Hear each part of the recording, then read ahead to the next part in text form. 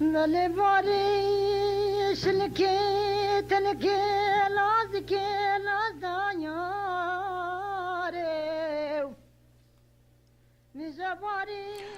we're joined by Xeyal Qertel, the founder of the New York Kurdish Film Festival and executive director of the New York Kurdish Cultural Center. She's here to talk about the 8th annual New York Kurdish Film Festival, which will be running every day until this Saturday, October 19th. Her organization, the New York Kurdish Cultural Center, works to showcase Kurdish culture, one of the oldest in the world. This film festival, featuring documentaries, fictional pieces, and panels, is a platform to tell Kurdish stories, both ancient and modern. Xeyal Qertel, welcome to Living for the City. Thank you so much for having me. I have a little Kurdish folk music in the background, dance and music. I thought I'd welcome you with that. And I'm sure you are familiar, and that's very familiar to you. We have some other, I think, a piece from the actual film festival. But Xeyal, tell us about the Kurdish culture a little bit. Reorient us, because many of us, and maybe even myself included, someone who has heard about the Kurdish people and the Kurdish culture in the past because of, well, what is familiar to us in this country, but wars, past wars. So orient us to a little bit about the Kurdish culture before we start talking about this film festival, this 8th annual film festival, if you would, please. That's an excellent question, because it captures why I have started this film festival in the first place. You may recall 2016, 2017, big newspapers, headlines were reading Kurdish soldiers, guerrilla, are defeating ISIS. And some famous designers even copied Kurdish women YPJ's uniform for their model, for selling their guerrilla outfit. So it was really painful for me to watch Kurds being depicted simply as soldiers, right? And we are not. As you mentioned, Kurds are one of the oldest people native to the Middle East, the cradle of civilization. Yet, after thousands of years, here we are seeing simply soldiers.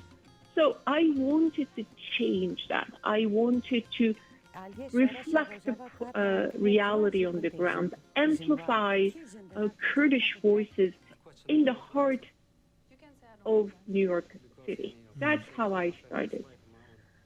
And each year we choose a theme to highlight one of our aspects. And this year's is the freedom of expression in the mother tongue of Kurdish. And that, our motto is, love Kurds, learn Kurdish. Okay. All right. So tell us now about this film festival. And this is the 8th year of this film festival, the 8th annual New York Kurdish Film Festival. I imagine a great deal of interest has developed around this film festival. Tell us a little bit about it and some of the offerings, and we're going to play a clip from one of the films in a moment, but tell us about some of the offerings that you have. First, I have to say something in addition to my previous talk, and that is when also Kurds are mentioned, they are usually associated with their colonizers, right? So we want to break these physical, emotional, intellectual walls down because there is only one and only Kurdistan. So our film festival embraces all Kurds as Kurds, not from north, not from south or east or west, but we are one and only Kurds. You're right, we are expanding. Last year we were guests of CUNY TV, New York City Film Initiative, and I'm hoping that they are going to host us again. We are offering not only, as you mentioned, fiction, nonfiction, short, featured, but this year we also have a space for Kurdish documentary, Kurdish student films. So that was first. And this year again, we received around 400 submissions. Wow. So our jury members, wow. And I know, I was like, I'm so lucky that I'm not a jury member. I can imagine. Yes, yes.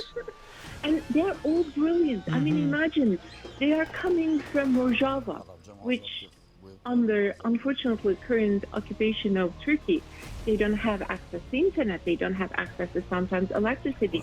There are food shortages. Yet, they are not only defending themselves, but also expressing themselves through movies. Beautiful songs that you should see, and it is just mind-boggling, right? We are here, we have all these resources.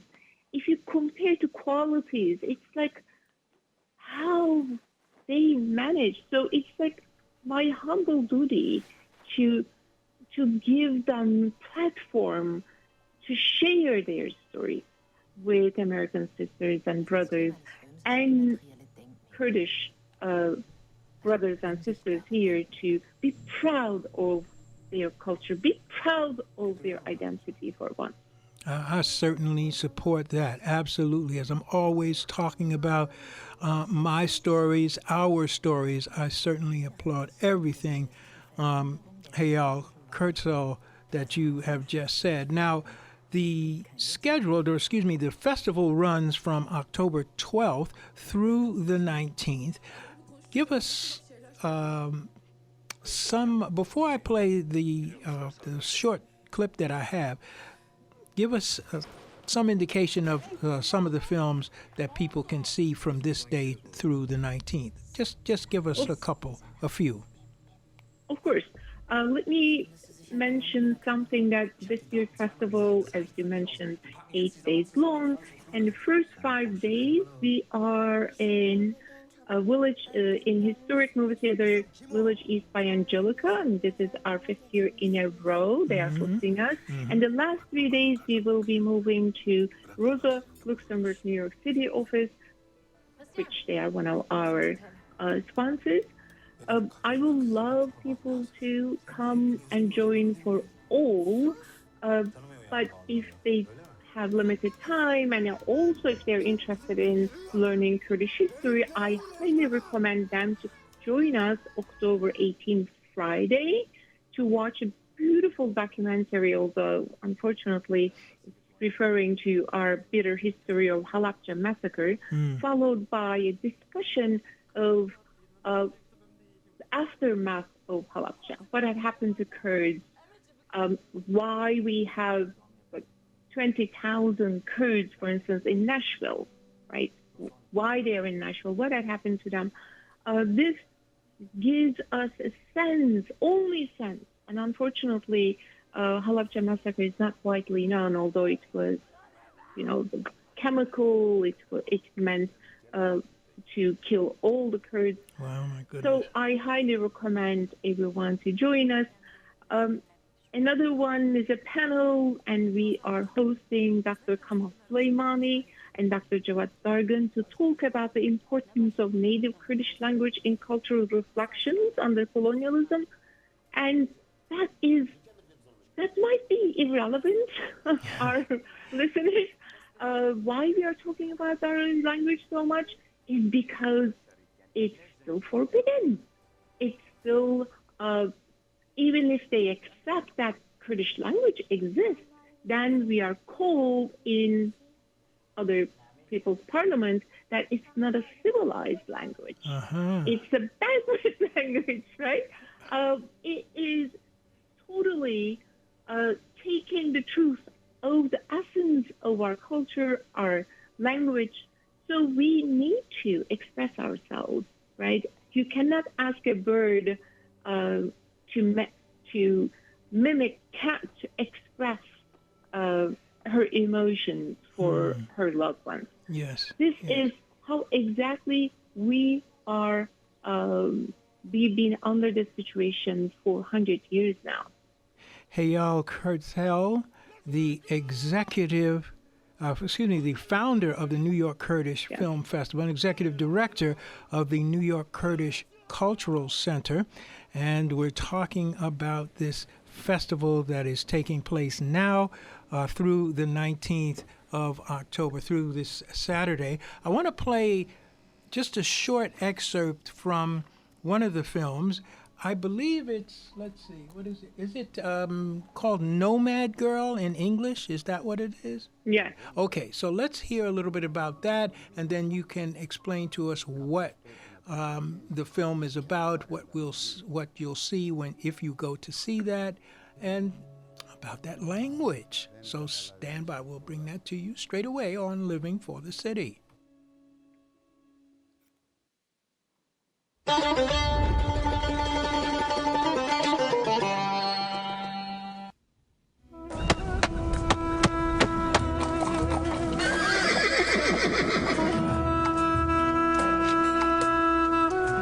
باید قهرمانی دویت بوده قهرمانی چوکه بوده قهرمانی چوک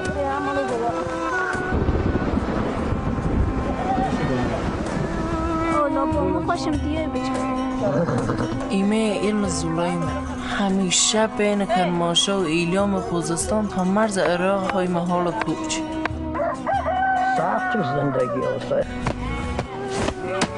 تو با عدد یا باز با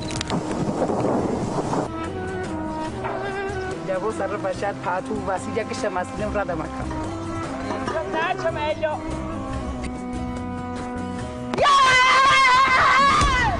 Susan Rashidi wächst in einem kurdischen Nomadenstamm im Iran auf.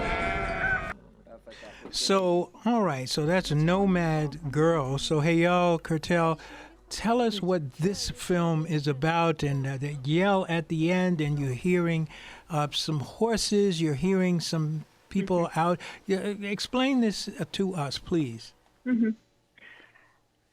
Some Kurds, and I have to highlight our population, although because we have no centralized, we don't have any nation-based account to have a accurate number. We are 40, we estimate our population in between 40 to 50 million Kurds in Kurdistan and diaspora.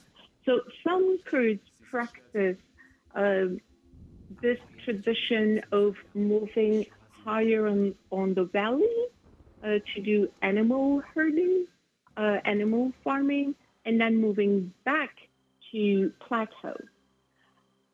Kids they have tents, handmade tents.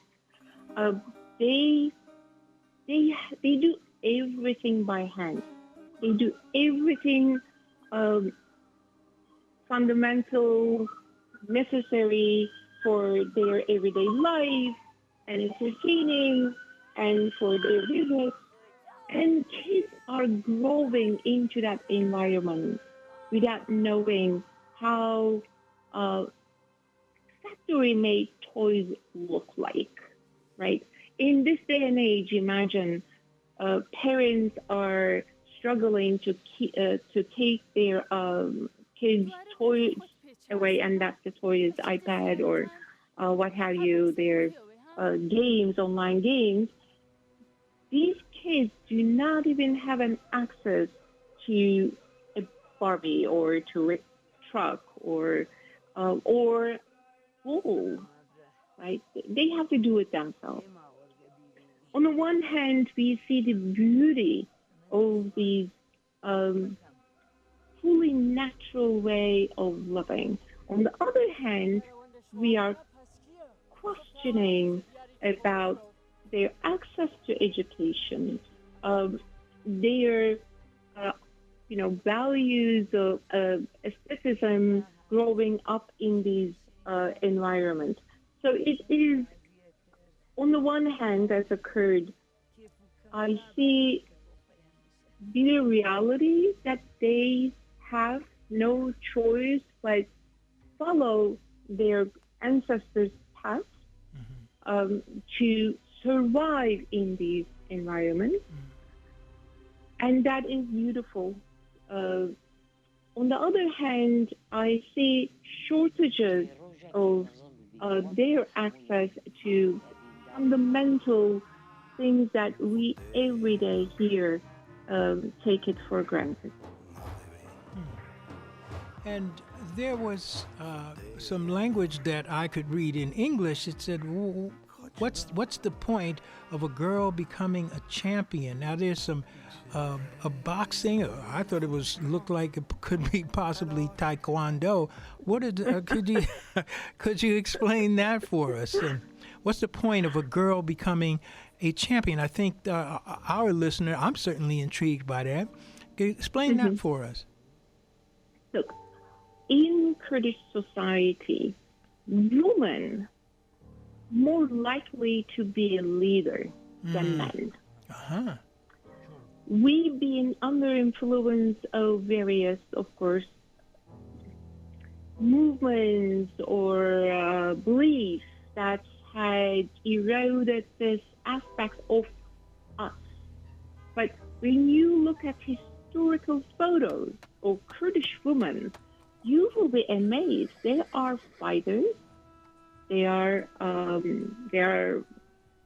have fighting on the horse while they are riding horse. They represent their village. Some of them can read and write, which is not common due to lack of access to anything educational. So it's not uncommon for little Kurdish girls to, wrestle and championed as the winners. And that gives us the essence of the culture that does not really different, does not have that gender differentiation as we Western, now that I'm not Western, but yes, but we understand. Go right ahead. Yes, okay. But here's our reality. When we have a kid or when we need to get dressed for someone else's kids, when we walk into a store, what do we see? Boys section, girls section, right? I grew up wearing my older brother's clothes, and that was okay. No one said, "Oh, that's a boy's shirt. Why are you wearing that?" So these phony and most likely pro-capitalist tendencies do not exist. Tell the truth, hey y'all. Go ahead. Sorry. I can take it your entire day, and it will never end. I'm sure. Hey y'all, you've been really generous with your time, and I want to thank you for being here. I certainly want to thank Jonah Schweitzer for his support in bringing this to our air, to Living for the City. This is the 8th annual New York Kurdish Film Festival, and give us the details once again how people can find out more, come to the film festival, participate, because you got a lot going on here. Documentaries, fictional pieces, as I said, and panels. So tell us once again how people can find out more about the festival.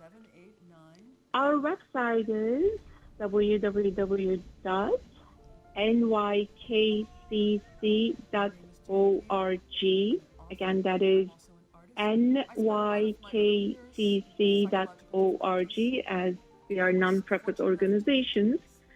We serve Kurdish people. Even if you are not a big fan of watching movies, come enjoy our talk, enjoy our tea. We will be there. to host you, to welcome you. And also we have some beautiful Kurdish pieces came from Kurdistan. So come see, meet us, talk to us, watch our movies. We also dance. Kurds can't be without dancing. Join our joy to understand and to make us feel that our civilization, our culture is a civilization, and that has been taken away from us because of our oppressors. Well, you're clawing it back with this 8th annual New York Kurdish Film Festival. Xeyal Qertel, thank you so very much for participating and being on our program today. Thank you. Thank you. Love Kurds, learn Kurdish. All right. Some contemporary Kurdish music. Let's see. Who is this by? Roya? Looks like it's Roya. So this is something from quite current. Hey, y'all, thank you again. Thank you for having me.